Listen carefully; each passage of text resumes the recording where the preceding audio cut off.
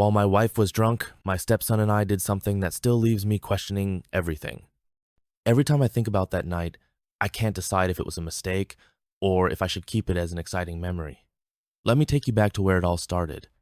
The evening began like so many others in our household, a quiet hum of normalcy, interrupted only by the occasional clink of a glass or the low hum of the television in the background. My wife, Helen, had come home from one of her long trips earlier that day. She had barely eaten dinner before pouring herself a drink and settling into the couch.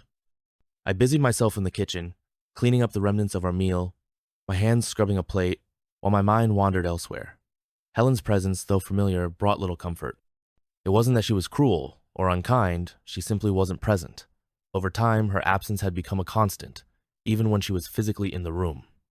It was then that I heard footsteps, soft, deliberate, coming down the hallway. I turned to see Ethan, my 20-year-old stepson, standing in the doorway. His hair was slightly tousled, his expression curious but cautious, as he glanced between me and the living room. "Hey," he said, his voice low to avoid disturbing his mother. "Everything okay?" "Yeah," I replied, offering a small smile. "Just cleaning up." He nodded, stepping further into the room. "Mom's already had a few, huh?" I gave him a knowing look. "You could say that." Ethan sighed, leaning against the counter and crossing his arms. There was something different about him tonight, an intensity in his gaze that made my heart beat a little faster. He had grown so much in the years since I had first met him, transitioning from an awkward teenager into a confident young man. It was a transformation I couldn't help but notice, though I tried not to dwell on it. "Are you staying up late tonight?" he asked, breaking the silence. "I don't know," I said, shrugging. "Maybe you should get some rest," he said, his tone thoughtful. "You've been doing everything around here, while Mom's been, well, you know." I chuckled softly, appreciating his concern. "I am fine, Ethan, really." He gave me a look that said he didn't entirely believe me, but chose not to press the issue. Instead, he moved to grab a glass of water, the small kitchen suddenly feeling a bit too small with the two of us in it. Helen's voice interrupted the quiet moment, slurred and loud from the other room. "Richard, could you please bring me another drink?" Ethan tensed, his jaw tightening, as he glanced toward the living room. I placed a hand on his arm, a silent reassurance that I had it under control. "I'll take care of it," I said softly. He nodded, his eyes lingering on mine for a moment longer than necessary before he stepped aside to let me pass. I grabbed a fresh glass, filling it with Helen's favorite whiskey, and carried it to her, setting it on the side table with a practiced smile. "Thanks, sweetheart," she said, already focused back on the screen.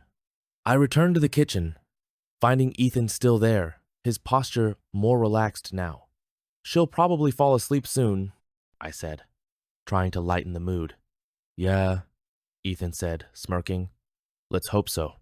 We shared a quiet laugh, the tension easing slightly. But as the silence settled again, I felt his gaze on me, steady and unflinching. It wasn't the casual glance of a stepson toward his stepfather. It was something else entirely. My breath caught, my pulse quickening as I turned to meet his eyes. "Richard," he began. But whatever he was about to say was interrupted by the sound of Helen's quiet snores, rumbling from the living room.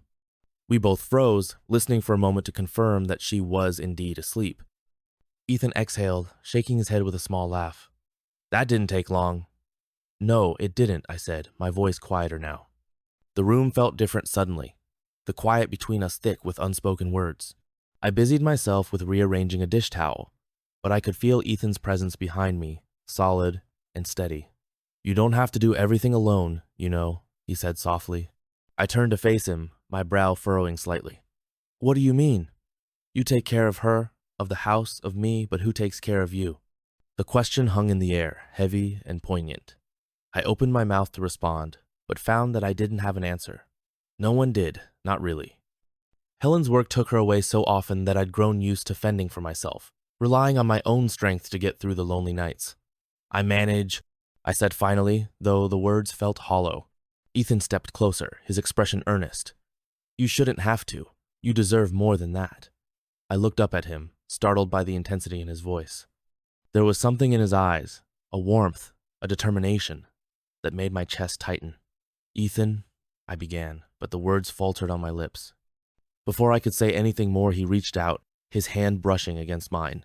The touch was brief, but electric, sending a jolt of something I couldn't quite name through me. I stepped back instinctively, the distance between us both a relief and a loss. "We should get some sleep," I said, my voice shaky. "Yeah," he said, though his gaze lingered on me for a moment longer. "Good night, Richard." "Good night," I replied, watching as he walked down the hallway toward his room. I stood there for a long time after he'd gone, my mind racing with everything that had just happened, the way he looked at me, the way his touch had lingered. It was too much, and yet not enough.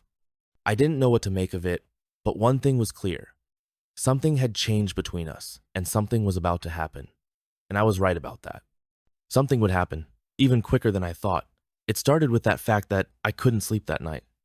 The house had grown silent, except for the occasional snore from Helen in the living room, but my mind was anything but quiet. Ethan's words, his touch, the way he looked at me, it all replayed in my head like a loop I couldn't shut off. I lay in bed, staring at the ceiling, trying to will the thoughts away, but they refused to budge, and eventually I gave up on sleep altogether and got out of bed, padding quietly down the hallway. The faint glow of the living room lamp spilled into the corridor, but I avoided looking toward Helen as I passed, not wanting to wake her. Instead, I headed to the kitchen, thinking a glass of water might help calm my restless mind. As I stood by the sink, sipping from the glass and staring out the window at the dark, quiet street, I heard soft footsteps behind me. My heart skipped, and I turned to see Ethan standing in the doorway. He was wearing a simple t-shirt and sweatpants, his hair still tousled from earlier. He looked like he'd just woken up, but his eyes were alert, his expression hesitant. "I couldn't sleep," he said, his voice low. "Me neither," I admitted, setting the glass down. He stepped further into the kitchen, leaning against the counter. For a moment, neither of us said anything, the silence between us filled with unspoken tension. I could feel his eyes on me, the weight of his gaze making my chest tighten. "Are you okay?" he asked softly. "I don't know," I replied honestly. "I guess I just have a lot on my mind." He nodded, his expression thoughtful. "Me too." I turned to face him fully, leaning back against the counter. "What's on your mind?" He hesitated, running a hand through his hair. "You," he said finally, his voice barely above a whisper. The word hung in the air, heavy and charged. My breath caught, and I stared at him, unsure how to respond. Part of me wanted to dismiss it, to brush it off as a moment of confusion or misplaced affection. But another part of me, the part that had been craving connection, intimacy, something more, couldn't ignore the way his words made my heart race.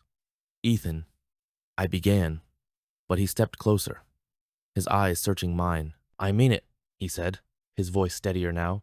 "I've been thinking about you a lot, and I know it's wrong, but I can't help it." "You are just confused," I said quickly, though the words felt hollow even as I spoke them. "We've been spending more time together, and with your mom gone so often, it's natural to feel close." "It's more than that," he said, shaking his head. "I've felt this way for a while, Richard. I just didn't know how to say it." His honesty left me speechless. I turned away, gripping the edge of the counter as I tried to steady my thoughts. This was crossing a line we couldn't afford to blur, and yet I couldn't deny the way his words made me feel. Wanted, seen, alive. "You shouldn't feel that way," I said finally, though my voice lacked conviction. "I can't control how I feel," he said simply, "but I can control what I do about it." I turned back to face him, my eyes searching his for any hint of hesitation, but there was none. He looked at me with a steadiness that made my heart ache, as though he was willing me to see him for who he was, not just as my stepson, but as a man who cared deeply for me. "This is complicated," I said, my voice trembling, "and your mom is passed out drunk in the living room." He finished, his tone soft but firm. "She's not here right now. It's just us." The truth of his words hit me like a punch to the chest. It was just us, standing alone in the quiet kitchen, the rest of the world fading into the background, and for the first time in a long time, I felt like I wasn't carrying the weight of everything on my own. "I don't know if I can do this," I said, my voice barely audible. He stepped closer, his hand brushing against mine. "I don't want to make things harder for you," he said, "but I needed you to know how I feel." His touch was gentle, but electric, sending a shiver of something I couldn't quite name through me. I looked up at him, my heart pounding, as the distance between us disappeared. "Ethan." Before I could say anything more, he leaned in, his lips brushing against mine in the softest, most tentative kiss. My breath hitched, and for a moment I froze, torn between pulling away and giving into the flood of emotions coursing through me. But then, something shifted. I felt my walls crumble, the weight of my loneliness and longing giving way to something I couldn't ignore. I kissed him back, my hands moving instinctively to his shoulders as I let myself get lost in the moment. The kiss deepened, and the world around us seemed to fade away. All I could feel was him. His warmth, his presence, the way he made me feel seen and understood in a way I hadn't felt in years.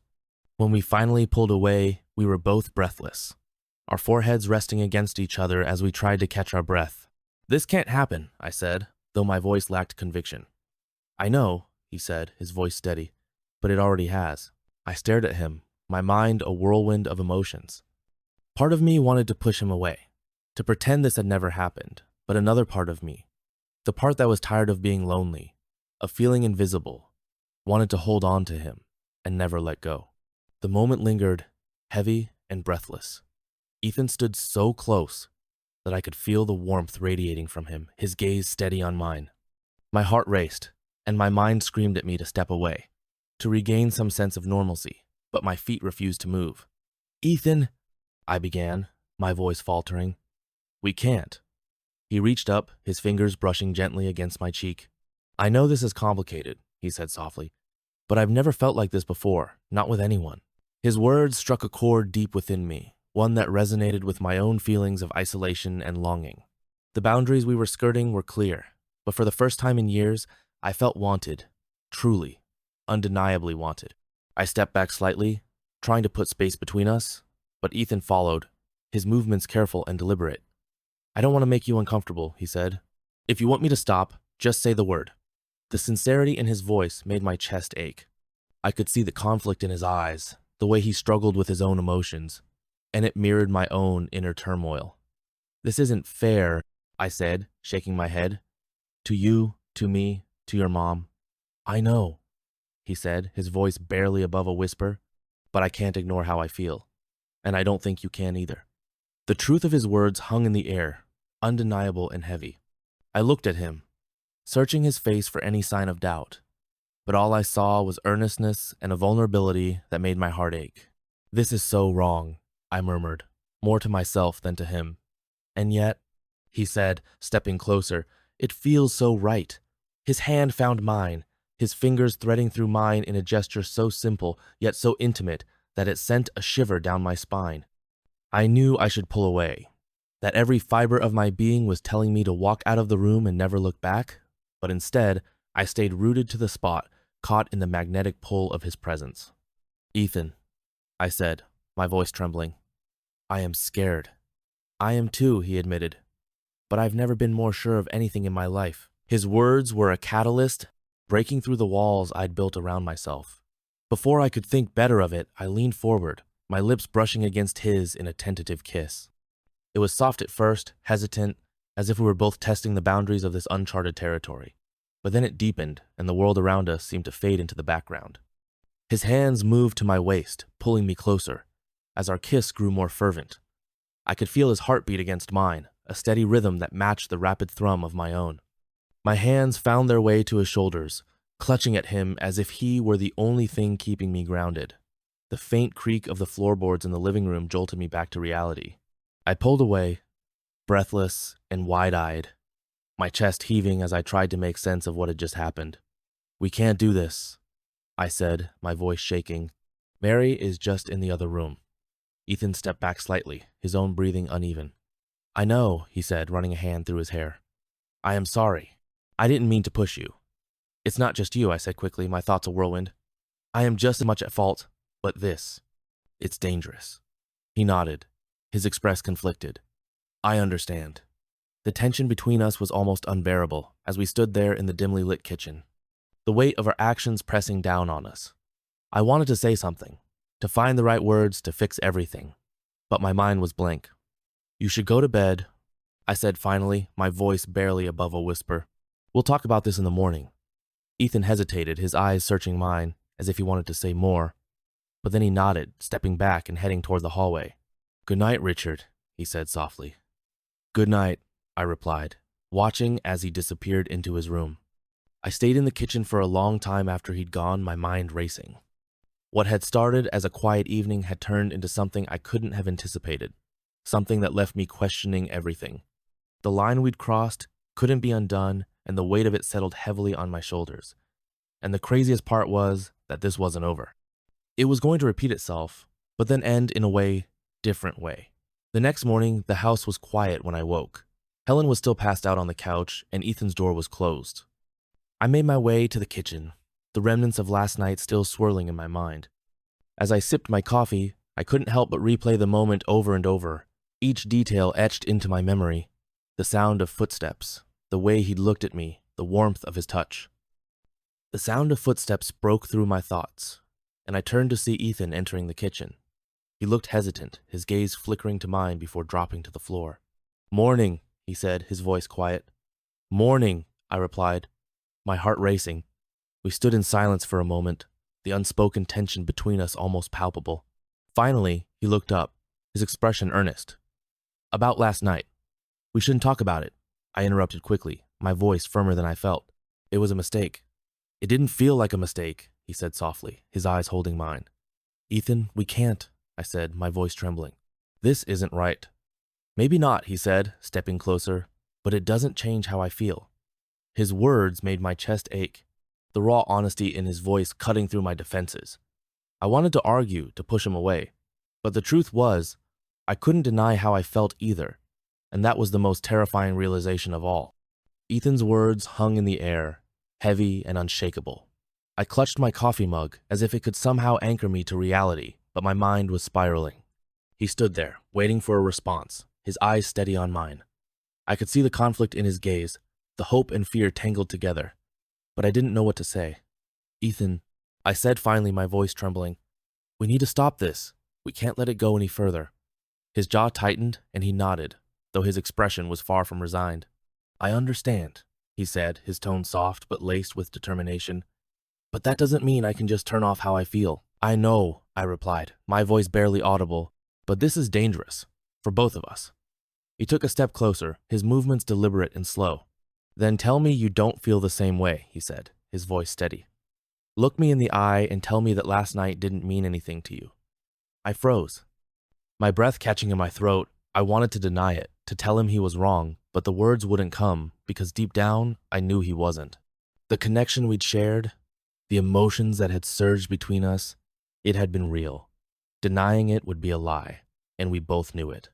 "I can't," I admitted, my voice breaking, "but that doesn't make it right." "Maybe not," he said, stepping closer still, "but it's the truth, and I think that matters."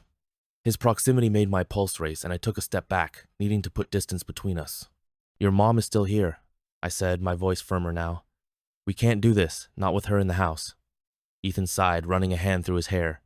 "You are right," he said reluctantly. "But this isn't over, Richard.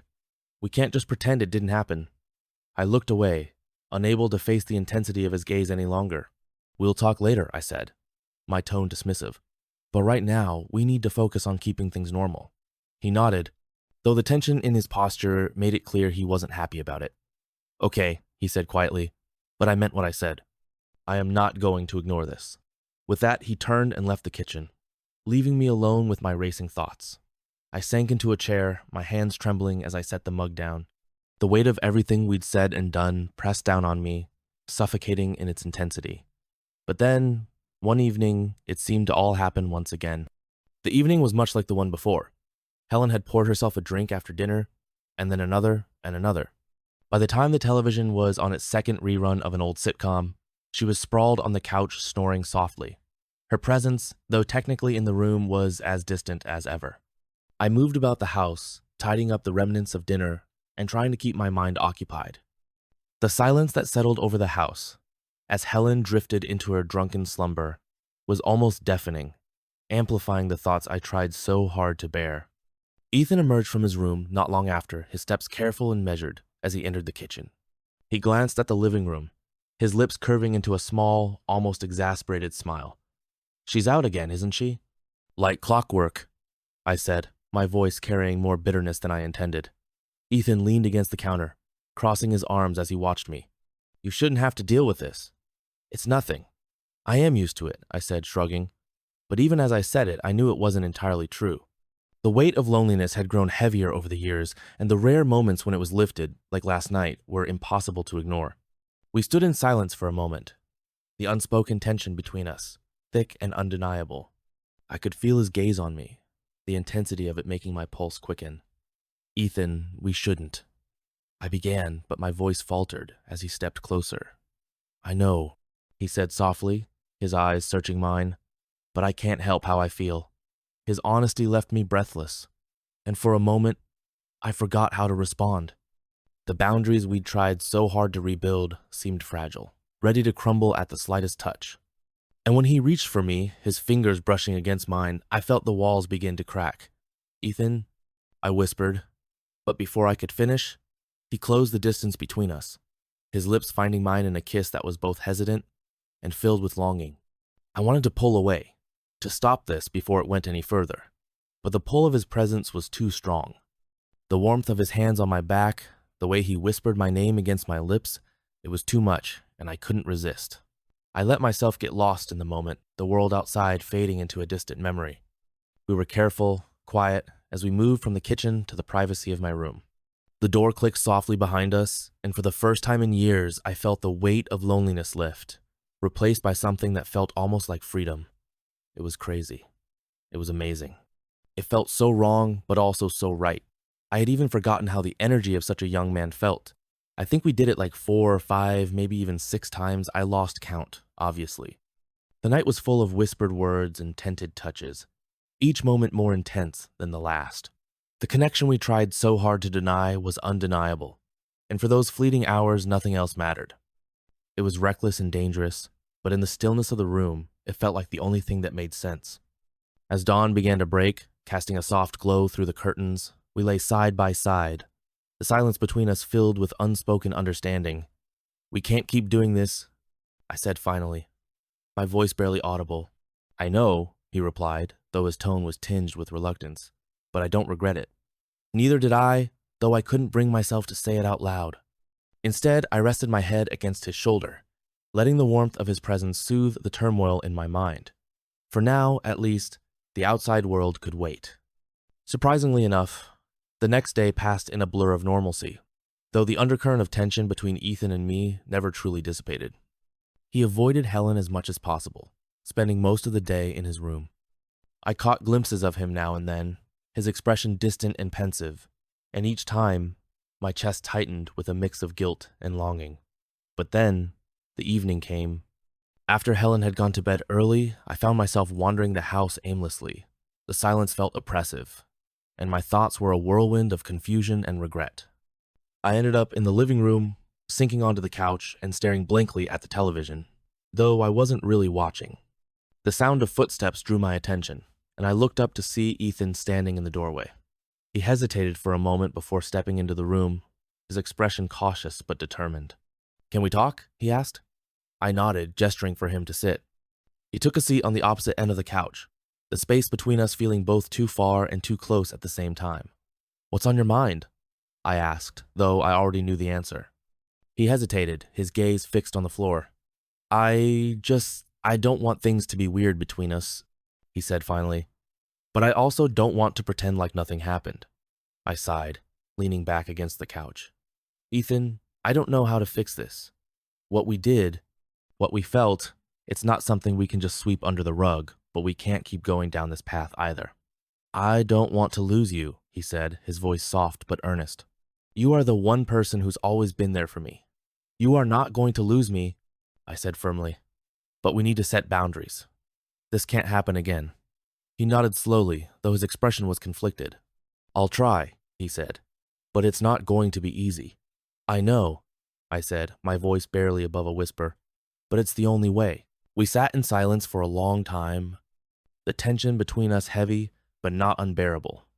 Eventually, Ethan stood, his movements slow and deliberate. "Good night, Richard," he said quietly. "Good night," I replied, watching as he left the room. But there was something in his eyes, telling me that this wasn't over, that something was coming. And later that night, as I lay in bed staring at the ceiling, I couldn't help but replay the events of the past 2 days in my mind. The connection between Ethan and me was undeniable, but the consequences of crossing that line were too great to ignore. I told myself we could move past it, that with time the tension would fade and things would return to normal. But deep down, I wasn't so sure. The night stretched on, a heavy stillness settling over the house. As I lay in bed, the weight of everything pressing down on me, sleep was elusive, my thoughts swirling in an endless loop of guilt, longing, and confusion.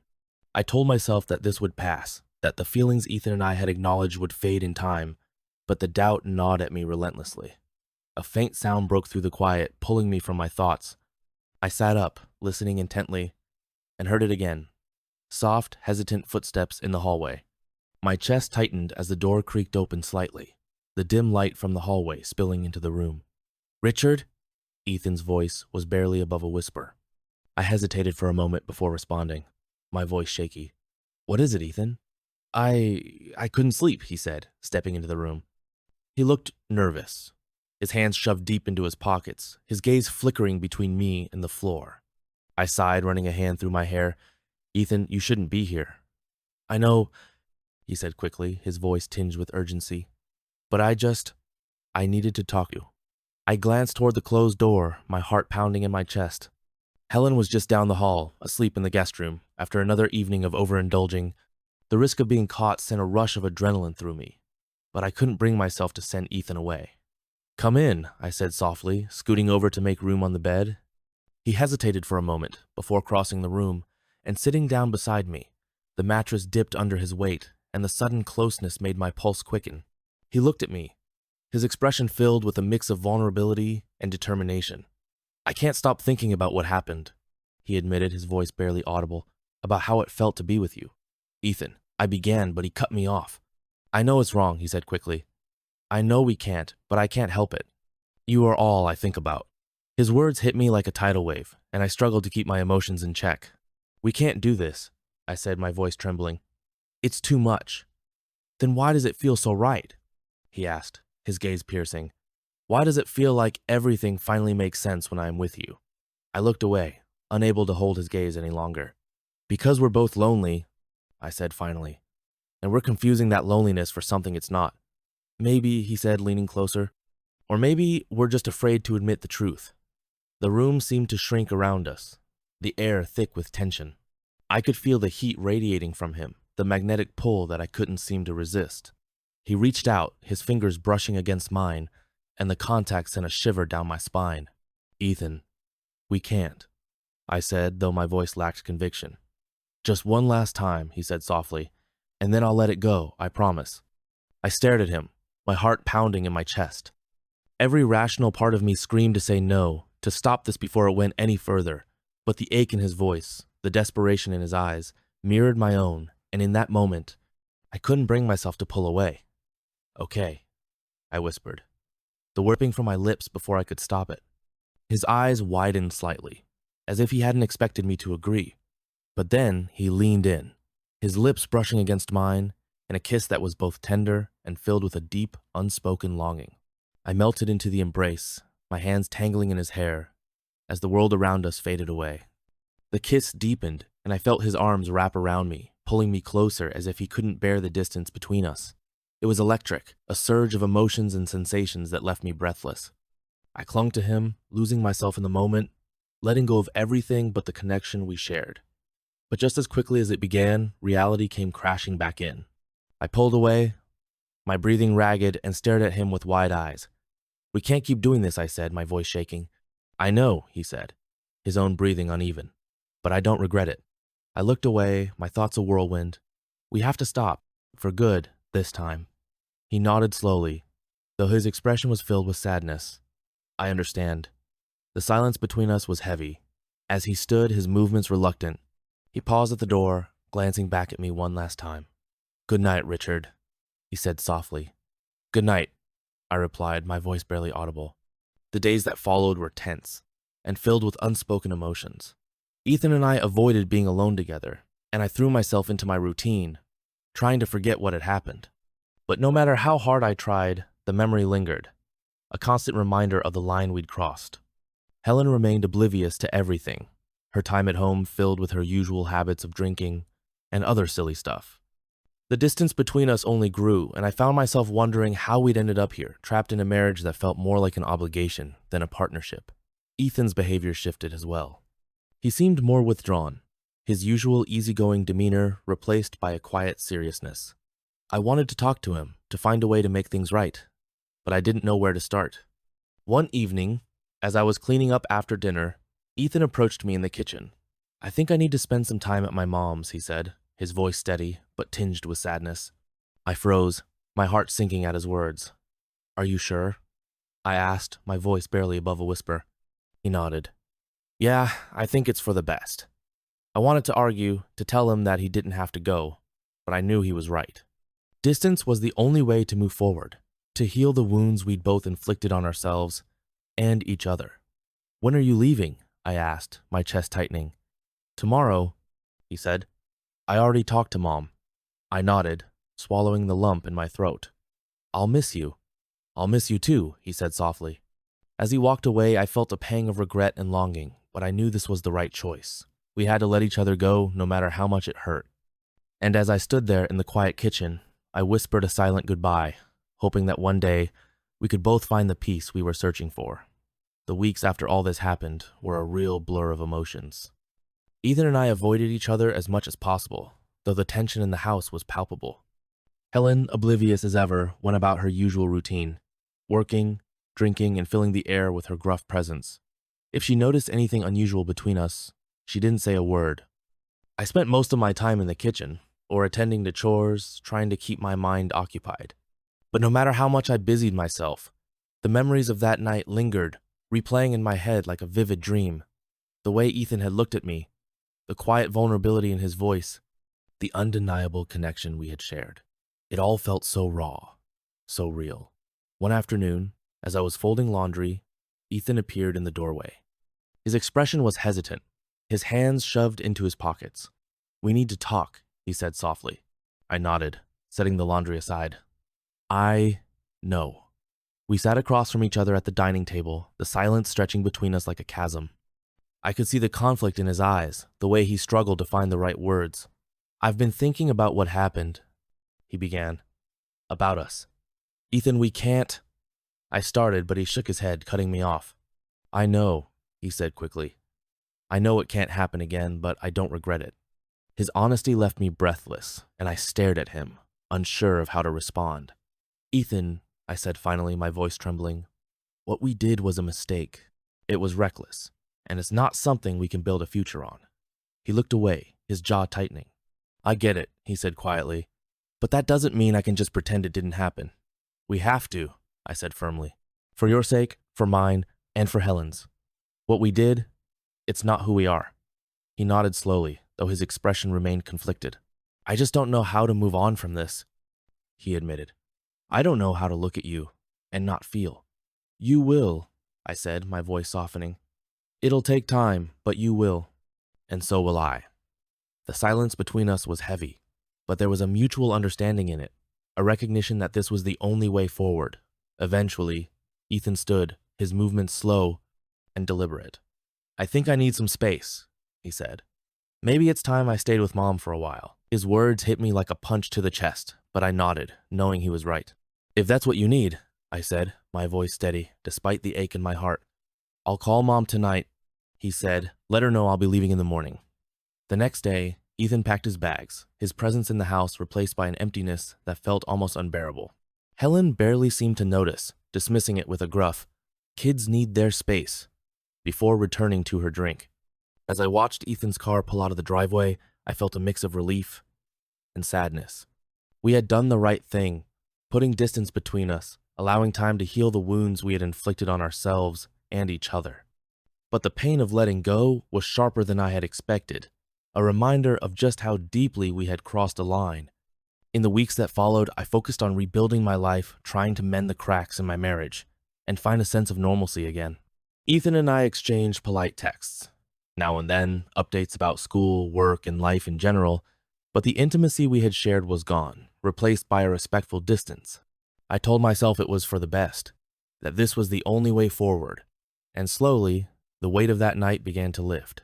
Though, it never disappeared completely. It lingered in the quiet moments, a reminder of the choices we had made and the boundaries we had crossed. But life went on, as it always does. And though the scars of that night remained, they became a part of my story, a testament to the mistakes I had made and the strength it took to move on. As I already mentioned, I still don't know what to think of this all. Have you ever faced a decision where your heart and your mind were at war?